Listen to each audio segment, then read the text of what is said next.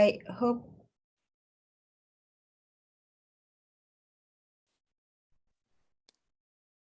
Welcome, everyone.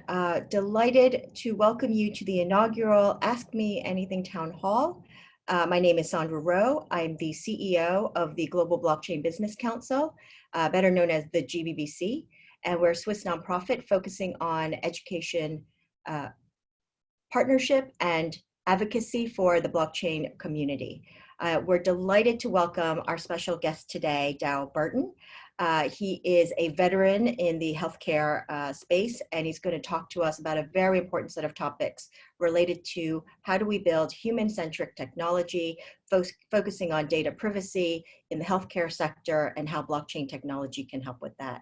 So welcome, Darryl. Thank you. And can we just kick off the conversation by asking, tell us a little bit about yourself and what you do at HHS and CMS, and also tell us what those things are. Okay. Well, that's a great question, and thank you for having me for this conversation today. And my background is kind of diverse and varied. I served in the U.S. Army for 25 years, of both active duty and reserve service. I worked as a healthcare planner and operator. So I've got experience doing everything from human resources to medical logistics to humanitarian missions. I served in Iraq during the surge campaign, where I was the executive officer for what's called a combat support hospital. And if you remember the old TV show MASH, it's a frontline surgical hospital, and we operated in Mosul, Tikrit, and Ramadi during the height of the conflict. So I got a chance to see the real human toll of warfare up close and personal. I also have a background in the public sector, where I work for the San Francisco Department of Public Health as a strategic planner and a community health division, which in San Francisco is a $1 billion budget, which is huge for a city. Wow, yeah. Let alone a state, yeah. And I worked on a number of outreach campaigns, including the Treatment on Demand initiative, where there were only 2 cities in the country that were part of a SAMHSA, Substance Abuse Mental Health Service grant, Baltimore and San Francisco. And we did community planning and service delivery, and as part of a system of care. After I came back from Iraq, I went over to Dubai. I worked in Dubai for a couple of years, working on deployment of IT systems for Nikhil Corporation, which was the islands, the 5 islands over there. And I supervised the international team of programmers and engineers. And that was a lot of fun, because when I was in Dubai, I got a chance to see the development of Healthcare City, which is something that I think a lot of people should take a look at. With HHS is the second largest department of the federal government, and after the Defense Department, and it has 11 operating divisions and 8 sub-agencies. And CMS, the Centers for Medicare and Medicaid Services, is the largest of those divisions. HHS has $1 trillion budget, $1.4 trillion budget, and CMS has an operational budget of about 1.3 that it's divided between Medicare services, which is about 570 billion, and Medicaid, which is another 500 billion. Children's Health Initiative Program is also part of that, and it has its own research funding and also epidemiological division. And how long have you been with HHS, CMS? I've been with CMS since 2012. I've been with CMS since 2012. I joined right at the start of the Obamacare Affordable Care Act, where I did outreach and outreach for individuals and business community organizations. And I did that till we stabilized that program. And currently I work on Medicare related issues around benefits and policies as basically like an ombudsperson, you know. And I just want to preface to say that I'm not here today to speak from on behalf of HHS or CMS, but to bring some insight that I've gained through my work there.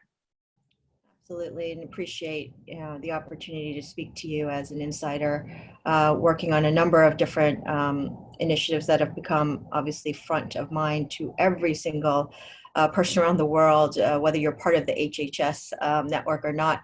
It's a critical topic. But before we get into sort of the technology piece and how important innovation will be in healthcare, let's just kind of map out, the current situation right now and also healthcare as it stands today. So can you talk a little bit more about how US healthcare is different than healthcare in, let's say, other countries? And you've spent some time, obviously, in different circumstances, as you mentioned. Could you give us a little bit more color around what makes the US different and maybe, some of the challenges around that?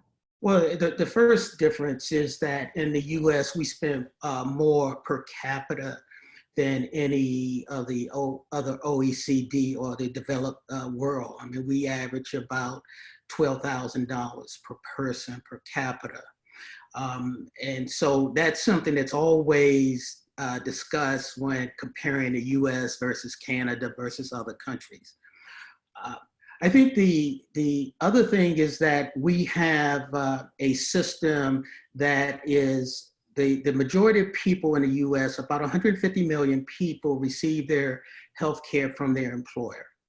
And then another 53 million people receive it through Medicare, and about 50 million people now through Medicaid. And I suspect that because of the virus, that number will go up because people are losing their jobs in the system. And then the Affordable Care Act, or Obamacare, provides coverage for another 10 million people. Now, what we don't have is what you see in Canada and some other countries, a national healthcare scheme. I do think it's more of a universal program in that you have so many different pieces to it. And there's charitable care, and there's also community-based nonprofits. But that doesn't cover everyone. We're not covering everyone. I know that for a fact. And that's one of the challenges that we have to deal with. And so when I think about healthcare in terms of the US compared to others, it's that we have all of these different interrelated groups that are participating in it, in the healthcare ecosystem. This then becomes our system of care, which is community, social services, housing, in addition to the clinical piece. So you raise an excellent point here about the fact that we don't have universal health care in the US, and oftentimes it's attached to the employer. And we're currently obviously going through quite a difficult period of time right now. And, perhaps that will look to shift over, who knows, in the near future. But if we think about healthcare from a citizen patient perspective, there's probably areas where technology could help, maybe even save money, provide better service, better information. If we think about this a little bit, can you give us some thoughts on how blockchain, you think specifically, blockchain technology and emerging technology in general could accelerate our shift towards more patient-centric, human-centric tech that could deliver, services that could deliver better information, services, just make things more efficient, maybe even save some money? Well, I'm glad you asked that question because I think it's part of a broader discussion, and I think GBBC can help lead the way in that discussion. In that, when we think about healthcare, if you look at any definition of healthcare, most will talk about clinical treatment, service delivery. They'll talk about insurance, having access to insurance, affordability, and then it will talk about pharmaceuticals. I mean, if you look at it from the general perspective definition, and I think that that's wrong. I think that we're missing the boat. And again, I'll refer back to what they're doing in Dubai, which is they define healthcare as an economic model as part of their GDP. And so when you look at Healthcare City, what you have is the clinical side, and then you have investment, and you have financial, and you have hospitality. And they see it as a model, as a way to spur the economy, in addition to education. So when we talk about healthcare in the US, you don't hear people talking about the fact that we have the best medical education schools and that that's part of the healthcare economy. You don't hear people talk about the fact that technology and all its different forms are part of the healthcare economy. And I think that that's the definition that we have to shift towards, so that we're not just talking about insurance and talking about clinical, and we're talking about pharmaceuticals, because the technology, it's the technology like blockchain, which will endeavor us to move this system forward and develop the type of efficiencies and the things that politicians talk about all the time, which is having control over your healthcare service delivery system. And I think that, instead of we talk about patient care or patient-centered care. I love the idea of human-centered care, because I think that you could use blockchain as the starting point from birth to death. That when someone is born, that they get a electronic wallet or ID of some sort that allows them to have control, with parents, of course, at the initial stage, but to have control over their healthcare choices throughout their life.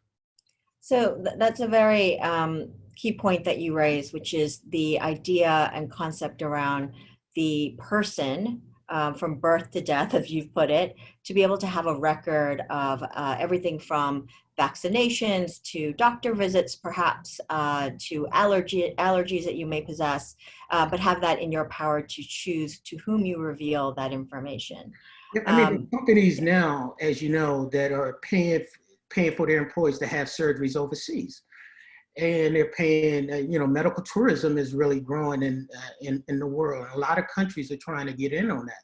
So if I have control over my record, over my healthcare data, then I can make a lot different choices on my own behalf, because there's no incentive for a hospital to just turn that data over to you, right? I mean, the default is going to be, well, the care is not as great overseas or here or there.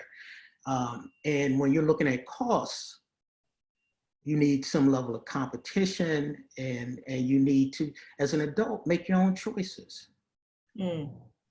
So with greater power in the hands of the person, you not only have information control and power over your own data, but also the idea that you would have more options to be able to take medical services that you would like potentially elsewhere, and that would introduce competition. And not only that, then you have the ability to determine what type of research gets access to your data, and should you be paid for that data? I mean, the fact that I get treated at a facility or by a doctor doesn't mean that I should give up or surrender ownership of what's in my record. Most people have, even if they have online access, have very little insight into their treatment over the years, or the specifics about medications, or any type of projections. And a lot of times data is shared without the knowledge of the individual consumer. And the reason I don't talk about being, patient-centered is because I think that limits it to the treatment side. Mm-hmm. And when I look at the citizen or the human having access to their data, that means they are in charge of the choices that they make regarding that data. I don't want, because I'm on Medicaid or that my employer is paying some of that the insurer has authorization and control over what's in my record without my say-so or without my knowledge. Okay, that is a really critical and important point. So if we talk about data privacy and control and putting that power back into the hands of the people or the individual, how do we build a reimagined system and looking at it in a holistic way and not just silos? How do we do that? And how can government help, in your view, or at least start to help create that world? Because we have an opportunity here. There's going to be a lot of data collected around COVID. And let's face it, it could go very wrong if too much information gets into hands that do not safeguard that. Well, and I think that's the key selling point about blockchain, its ability to secure data and access to who receives said data. This is going to be it's going to be this classic push-pull situation, trying to get blockchain integrated into the healthcare debate.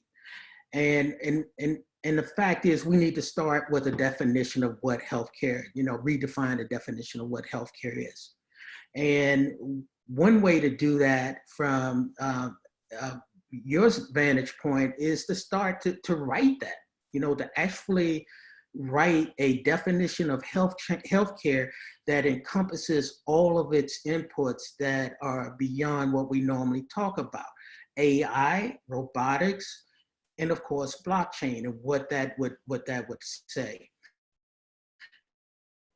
So that when people who are connected and engaged with GBBC or any other entity that's discussing blockchain, that there's a new definition of what healthcare can be and its possibilities. Where do you start? Where can you start?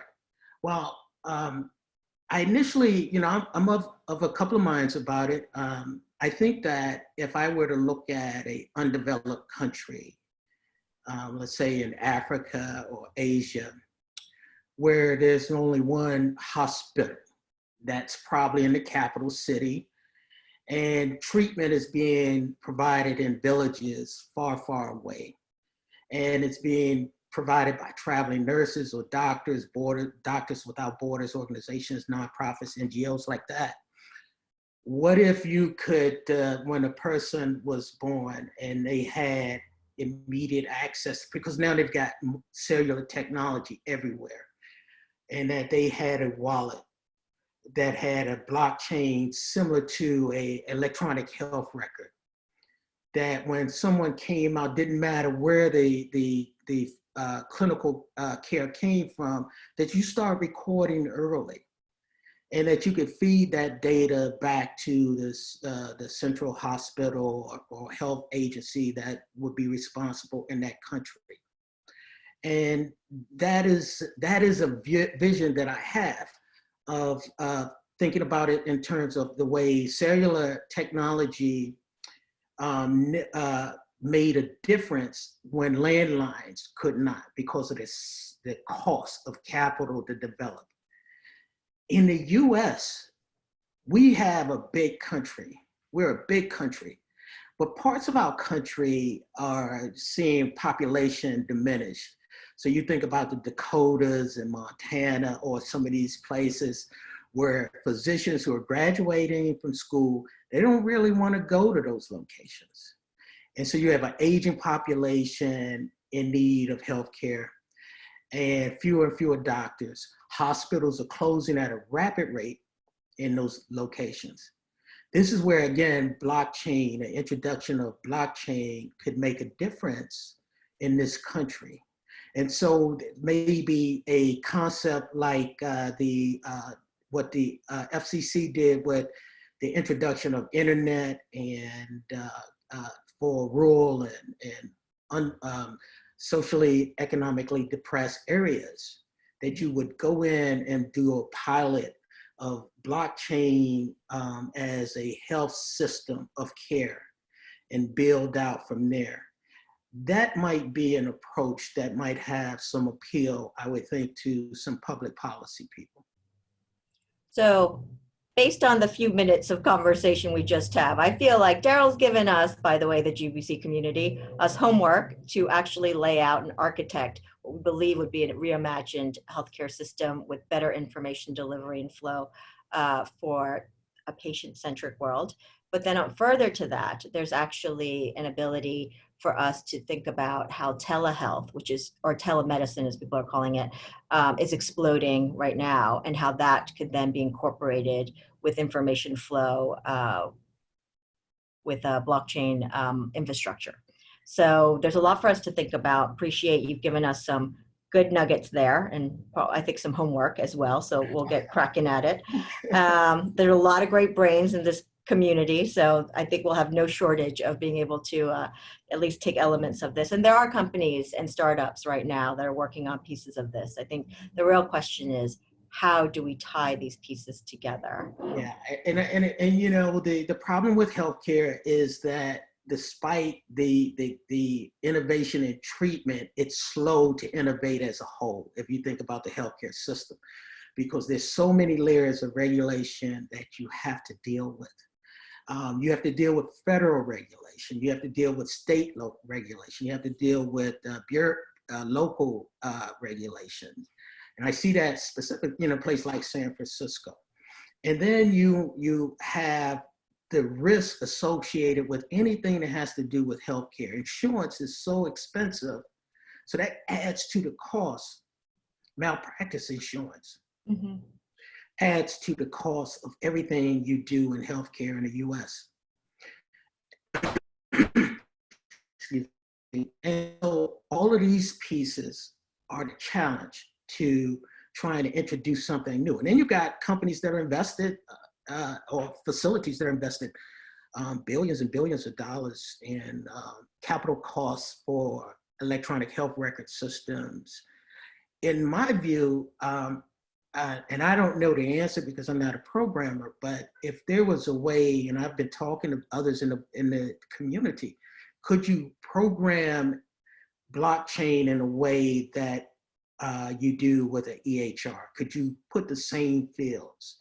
Could you make it, could you do it in a way that could provide the same data that a basic healthcare record, electronic healthcare record provides?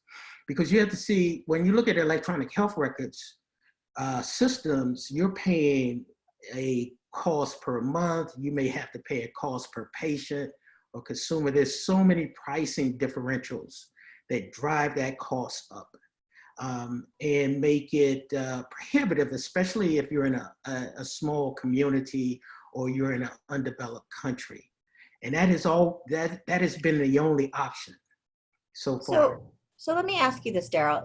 Do you think the impediment, because a lot of information is siloed between states, between institutions, there's just like not that easy flow of information, partially because there's a lot of regulation and rules around strict privacy, around sharing of information, yes? Yes. And also you've got legacy systems. I'm hearing that certain states or hospitals are still using stuff written in COBOL, which is just shocking. But true. Yeah. So we need actually twofold, right? There's regulatory change that would need to happen, but there's also technology upgrades that need to happen. But more than that, we have to see healthcare in a more positive light, not as something that's negative. The reason we're buying surgical masks and all of this equipment, all these testing kits from China, is because the pharmaceutical industry in this country and the people who are doing that were under such attack, in some ways, rightfully so, but in other ways, they said, well, this is not a hospitable environment for our business, so go where the business is.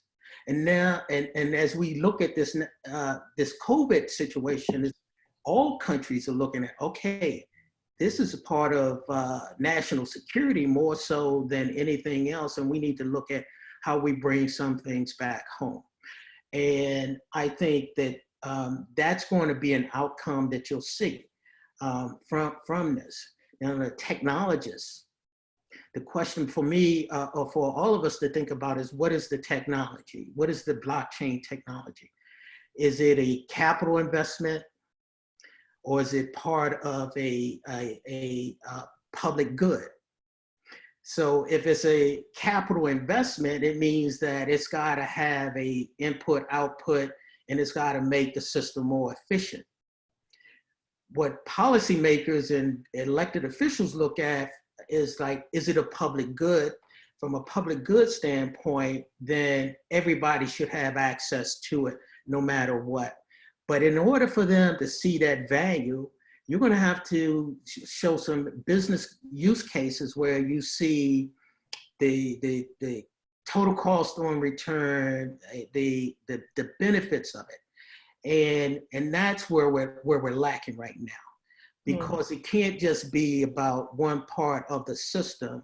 If we're going to talk about blockchain as part of the economy, is healthcare economy, it's got to incorporate all pieces. So how do you develop, and there's got to be a couple of business use cases that can get attention. And that's where we need to go next, I think. So speaking about business use cases, because there are a few that are definitely percolating to the surface. If they're not already in pilot mode, they're starting to become fairly significant pilots. We've watched, and you did mention, I'm going to push back a little bit. Well, you did mention that the healthcare system tends to be very slow and not very focused on innovation. They tend to not necessarily move very fast. But we've watched in this crisis, and yes, it's a crisis, and I appreciate that, but we've watched regulatory hurdles just get moved off to the side. We've seen things just get exempted. Doctors can work across borders now. Nurses can work across borders. There are all these rules that have been effectively and temporarily, I guess, kind of pushed to the side so that we could get stuff done. Couldn't we use that mentality in the next stage of building this healthcare system, or is that just too naive of a thing to be saying? I hope it. I don't think it's too naive, but I think we have to start. We need to get a message out there, and we need to publicize it through blockchain forums like this. We need to get people aware that this may, here's a concept. It could be a broad concept, but what if? The question is, what if we had a blockchain? What kind of difference would it have made in a situation like this or the next pandemic that comes? So let me give an example of one where we recently had a conversation, and it really came out of a conversation we were having with the IBM healthcare team. And the concept is fairly simple, which is every state has a database of licensed medical healthcare professionals. They also have the same database, which includes all the retirees and people who used to be licensed and no longer are. Now, in New York and many other states, they've actually asked retirees to come out and come back. And when you think about each of these states, they have their own siloed databases of that information. Now, if you were to pool that in a marketplace, and especially with today's sort of putting aside formalities around doctors getting re-licensed or getting certain approvals to go from state to state, doctors and nurses are now movable around the country as needed, which makes perfect sense from a need basis point of view. But what if we could create a national system that did that? It's simply a matter of pulling all of those state databases together under a blockchain infrastructure, and then making sure that that information is secured and then verified appropriately so that nurses and doctors can move around from state to state as needed. Yeah, and in real time. Yeah, in real time. They're actually, these waivers that you're talking about allow physicians to be provide care by telehealth across state lines, something that we've been trying to get done for years now. And that's because of the emergency declaration. And we're seeing that this is working too. And that because physicians are willing to do it, because now they're being reimbursed at the level they would for a in-site visit. And we have a shortage of physicians in this nation. Mm-hmm. We're in terms of primary care, which are the frontline doctors, we're about 20,000 doctors short just for major urban areas, and with projections of up to 200,000. And why aren't we graduating more primary care doctors? Well, the cost to go to medical school is very expensive, and what you can be reimbursed for is not keeping is not doesn't make it worth the risk. Mm-hmm. We're now also seeing a shortfall in nurses. But with this, you're allowing nurses to provide, like nurse practitioners can provide consultation across state lines, and they can be reimbursed through the telehealth rules being relaxed. So it's a great idea. My big fear is that when we come back from this, that we fall back into our default protected political turf areas. But maybe you might see some regional, like New York. I think New York and New Jersey and Pennsylvania, if I'm not mistaken, are working on something regionally to reopen, and maybe there's could be some smaller regional groupings around blockchain.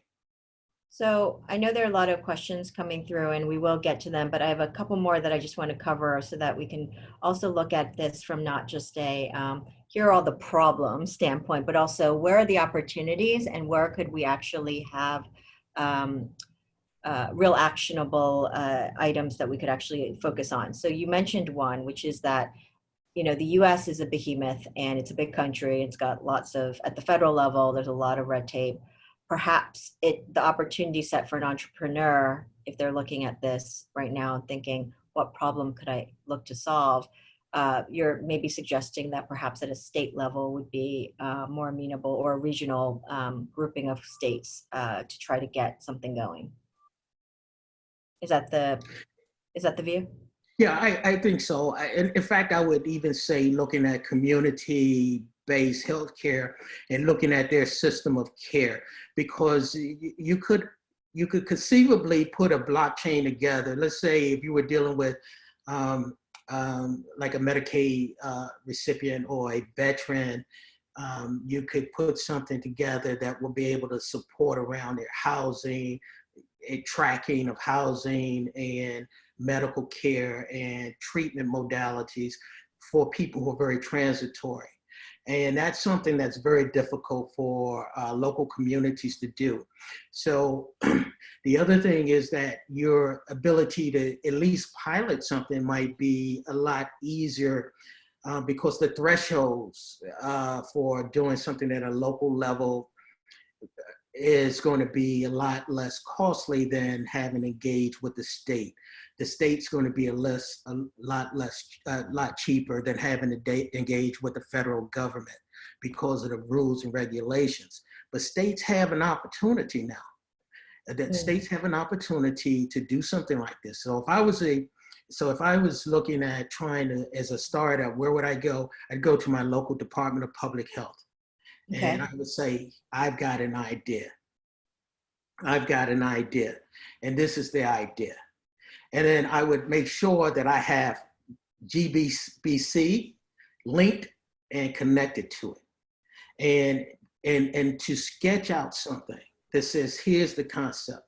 It could be around e-licensing, and it wouldn't necessarily have to be e-licensing of just healthcare clinicians. It could be tied to social services and child protective services. You could do something like that. Another area I think the huge opportunity is going to be around electronic health records. we've got to figure out how to get into that space and make a difference with blockchain. I think that maybe running a parallel pilot with a electronic health record system versus a blockchain system would be a good place to look at a business use case and see where the efficiencies and effectiveness of blockchain can bring down the cost for something that you've already invested in, and which you're going to be required to do because you have to have it in order to get reimbursement in the US. You have to have an electronic health record system of some sort for a certain reimbursement. So could you do that with a blockchain kind of model? So electronic medical, let's just stop there for 1 second. The electronic medical records is a very expensive cost for administrators, hospitals, for the government. Who's paying for this? For all of the above. Okay. It's a significant capital investment for a hospital to, or physician practice. A lot of physicians close practices because of the requirements for investment of electronic health record system. So it's based on the size of your practice. So a practice in, let's say, San Francisco would have to have, let's say, 500 people in order to maybe justify the cost, whereas a practice in a rural area might be down to 50. But is that worth the cost for me to, if I only have 50 patients, to go through this system to get reimbursed? Because reimbursements come based off of ability to audit and review records. And so if you're sending in trying to get reimbursed through paper records, you're in the back of the bus. I think this shift towards blockchain, though, from a population base in terms of the discussion, is most people don't know what a blockchain is, or if they've heard the term, they think about Bitcoin, right? That is what they think about. They're not thinking about it in terms of what its ability to do from a healthcare, and we know something about supply chain and financial services. But we've got to change the discussion, and we've got to get the terminology more familiar and talk about its ability to provide secure, trusted information to the people you decide, versus this idea that it's just used for speculation around Bitcoin or some of the other models out there, because some of that has a negative connotation. And if you can change that discussion, and I think it's going to be a generational discussion. So you start looking at the Gen Xers and the Gen Ys, they're going to be so much more familiar and comfortable with the idea of electronic technology and its ability and your ability to share that information than you say the baby boomers, who are now, well, you know, we're at the end of that baby boom generation, but that Gen X generation, that's like 72 million people. And they're very, you know, between 30 and 45, I think. So technology is part of their life, DNA. They're not going to be afraid of the idea of using it in a way that the back end of the baby boom. Gen X I think is a little bit older than that, but it always confuses me, all these generational things. Yeah. But I want to talk about one more thing before we go to questions. And I love this one comment from one of the audience who says, "I guess I should have waited because he answers all of my questions." Thanks, Dee. Well, I would say, okay, I was just looking at this real quick. Gen X is 1965 to 1979, 40 to 54 years of age, and Gen Y 1980 to 1994, 25 to 39. There you go. Yeah, so that's you know, listen, my dad, who's in his 80s, he told me the reason he put in retirement was that he came to work one day and they said, you have to learn this new thing, it's called a computer. And he said he knew that was the end of it. Whereas my mom, she's okay sending email and text. So I think on the, you know, if you look at the baby boom years, 45 to 64, you're on the backside, you're used to technology. Yeah. But if you're closer to Social Security, you might not want to do that. So something that's going to affect all of us, and then I will move on to the questions, which is identity. And that identity piece will have to be connected. And no matter what infrastructure we build on next generation, hopefully it is a blockchain solution, but whatever it is, the identity piece, the digital identity piece is going to be critical. So could you give us some thoughts around how you see that working? And again, is it national or is it our driver's licenses? How do we do it in the US context? Yeah, I think that part of it will be national because, for example, your Social Security card number is a national ID. Although when you request it, you do it through your state. I think that in terms of your birth information, that's all local and state based. So I think you're going to have, I don't see a way to do it without regulation. I think that you have to have this hybrid where certain information is controlled by the federal government, certain information is controlled by the state, but or it's issued by the state, it's issued by the federal government. But you have control over it. I have control over who I can share my Social Security information with. I want to have control over who I can share my healthcare information with. I own it, not you, not the government. And if I have a blockchain and people, again, you fall back on the idea of privacy and ownership. We see it in everything being discussed around like Facebook and other platforms. People are starting to look and say, I don't want this information out there about me. Or if I'm going to give you this information, you should pay me for it. Or if I don't want to be in, if I want to opt in or I want to opt out. But as a citizen or as a human, that I have control over the full gamut of information. So I think you have to have both. So I think the key distinction we do need to make is that, government issued ID can actually play a role because they help to validate and could be a component of the overall validation of you saying who you are. Because let's face it, there's still bad actors out there who will make up all sorts of identities and then try to take advantage of any given system. So we need guardrails around that. Yes. But there is a way to bring old world into new world and combine those two things. Well, can you imagine if you travel overseas and if you, when this COVID broke out and you got sick, or you on those cruise ships, what if you had your access to all of your data when you travel? Because most times you go on a cruise, you're just buying, you might buy the medical insurance, but that's not your history. Sure. Right. So, if you have it, you can, like your ATM card or anything else, you take it with you where you go. That would have been a great help for a lot of people.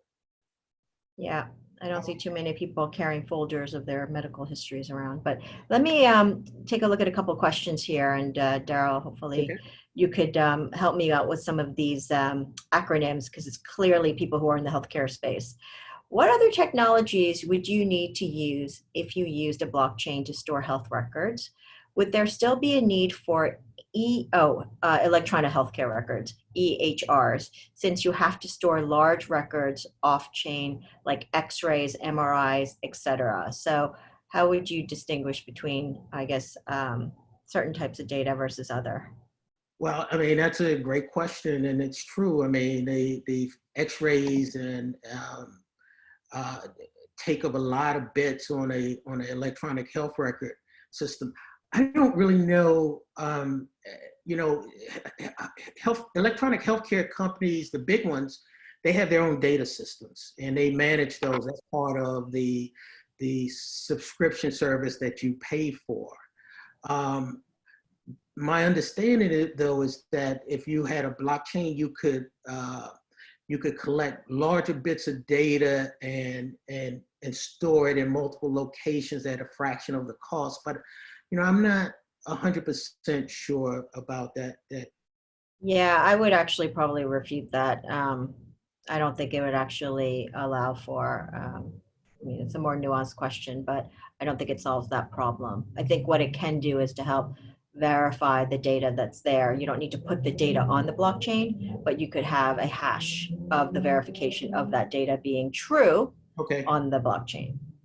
And so the current data centers that you use will still So stay. the data set you still would have to figure out, does it sit on a server? Does it sit on the cloud? Where does it sit? Because the idea of jamming all that information onto the blockchain itself, it's probably not ideal, especially when you're dealing with millions and, well, actually no more than that, but just huge amounts of data. Yeah, that's a question I really don't know the answer to. So that makes a lot of sense. So let me take a look at a couple other questions here. So, going back to, you recommended that we start with the maybe local community level. If an entrepreneur is interested in going and trying to take an idea that he or she has and propose it, perhaps to start at the local level. But this person is a program manager at AHRC. Do you know what that is? We're moving applications off the mainframe for 13 years, and the mainframe is still managing over half the Army's data. Where do we start? Stakeholders, Congress, state level?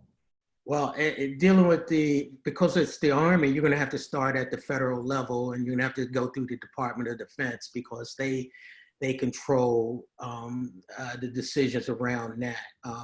So that's a DoD issue, and you have to go through their technology group and start there. Yeah. Okay. Well, I think you and Dee are going to have a conversation after this. So okay, there we go. Great. Great. Thanks for that question. Who should lead the charge in reimagining our healthcare system? In the US, so much is currently driven by the private sector. Does that need to change? I think that's an excellent question. For the last 2 cycles, election cycles, I go crazy listening to the politicians talk about healthcare, because they keep it in, like I said earlier, it's always about just insurance or the cost of drugs or the fact that doctors are being paid too much, which, and that's not the discussion. The discussion is, what is the value of a robust healthcare system to the US GDP? The value of saying that we've got biosciences in Boston and South San Francisco. We've got all of these technology things, products coming out, from smartwatches to smart homes designed to help us with our sleep. To me, that's part of the healthcare economy. And just talking about the fact that people don't have access, which you have to, I'm not denying that, or the cost of insurance limits us. And countries like China understand that. They've decided, as part of policy, that they want to have a robust healthcare economy. And that includes pharmaceutical manufacturing, that includes technology and robots. If you look at that in terms of what it could do here, these are science and technology and engineering jobs that we're talking about. And that these things that pay well, and will drive the GDP going forward. This is transformational technology that we're talking about. So in many ways, your call to the community is to look at healthcare, 1, holistically, and number 2, really as an opportunity set to put power and data back into the hands of the people. But while we're also doing that, we're creating high value jobs, industry, and frankly, will probably have a better healthcare system overall, and therefore better health for everyone. Exactly. We're lowering the cost by improving use of improved information sharing and data. And this is all positive for the United States and for other countries too. Got a question here. Collaboration between public and private by state. So this person's from the UK and they're learning about our US healthcare system. How much collaboration do you think you're seeing that we do between the public and private sector, whether it's at the state level or the federal level? Do you think we need to up that engagement? Yeah, I think we do. I think that it's also starts with which political power, political parties in and the type of leadership that comes in. I think that in terms of what I'm seeing at CMS now with the patience over paperwork, the reduction in rules and regulations, these have been great for participants in all levels of the healthcare system. Because regulations do cost. And you can see now that by waiving these some of the FDA regulations, you have all of these companies rushing in trying to figure out a way to develop testing kits and to provide treatment for the COVID. And it's coming to trial earlier than later, something in 6 months, 12 months versus 15, 20 years in some cases.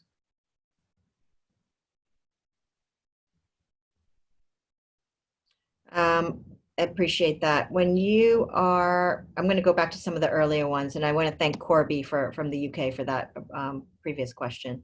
Okay. Are you in favor of Medicare for all? If so, do your opinions change because of the current crisis? Are you correct? You are correct, sorry. People are losing their jobs. I think I'm going to reframe that slightly. I think because of the current crisis, what do you think the opportunities are for us to shift what we've got into a better system? Well, I don't think that Medicare for all is going to be the solution anytime soon. I just don't see that from just being realistic. I don't think there's the political desire to have a system like that, especially given some of the projected costs around it. I think that we will probably stay the course in the U.S. In terms of the way our healthcare system is designed. I think you'll see more states that did not agree to expand Medicaid as a result of the Affordable Care Act. Maybe some more of those states will now expand their healthcare coverage to bring in more Medicaid beneficiaries, because there's going to be a lot of people are being laid off and losing their jobs. And when they lose their jobs, they lose their healthcare coverage. So where are they going to go? Right. And so I think that Medicaid expansion is going to be the area that you see more so than people entering into Obamacare marketplace, because you have to pay for that service. If you've lost your job and you fall below a certain income level, then your Medicaid and that for your family could be free. But if you go into the exchange, you have to pay for that. So that decoupling could actually be important to think about, because a lot of Americans, their healthcare is tied to employment, and with what's going on right now, and it's probably going to get worse for a number of more weeks and months, we could see a systemic shift to people really needing to decouple healthcare from their employer. Healthcare costs in the country have been leveling off the past 3 years. Now we're going to probably see a big spike in the rise because of COVID and the other areas like mental health care. And I think we're going to see a rise in substance abuse use and some of these other areas. So circling back on that, because we're going to see a spike in costs, which is not a great thing to hear, but you're right. And someone has asked, the US spends so much more than other countries, which you mentioned early on in the session, has the best high quality healthcare globally, and yet some really worse healthcare outcomes for most Americans. Why? Why do we have that? Because we're a big, diverse country.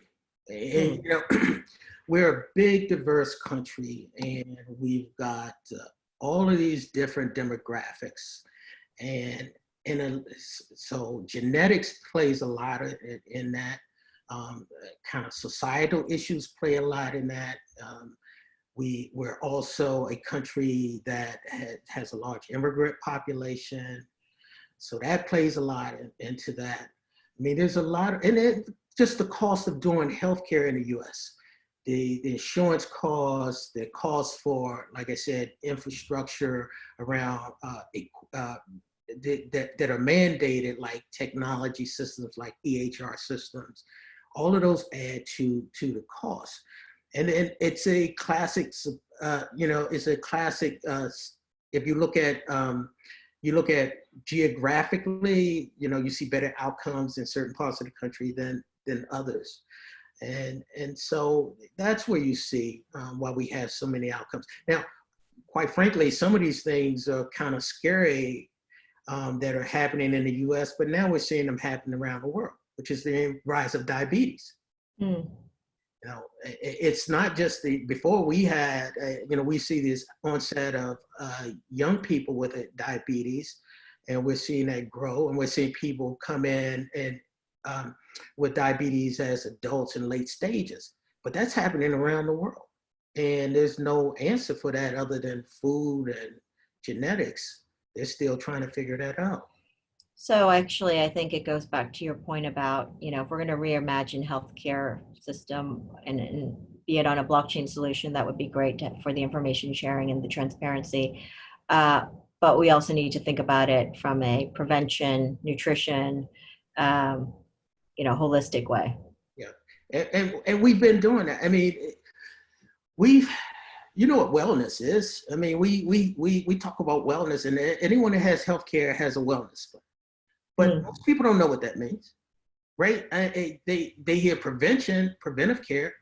They think about wellness as preventive care, but there's a difference. And most people do not avail themselves of the things that wellness care would help alleviate or help turn the curve around. Some of the things like the foods you eat and exercise and coming in for a diagnostic checkup when you're supposed to come in. And so, that's the discussion. I think we need to get rid of wellness and just talk about exercise, but that's another discussion. Okay. Well, I have to say, you've got a lot of questions here. People are clearly motivated to ask you all kinds of very questions. I will leave with one final one because we didn't touch on this very much before we wrap up, which is around medical supply chain. It's obviously something that's been, all of the weak points of global supply chains have been exposed in this crisis. And there's also talk that the US is too vulnerable by not building and making some of the stuff itself in-house, as it were. What are some of your thoughts around that and opportunities for blockchain?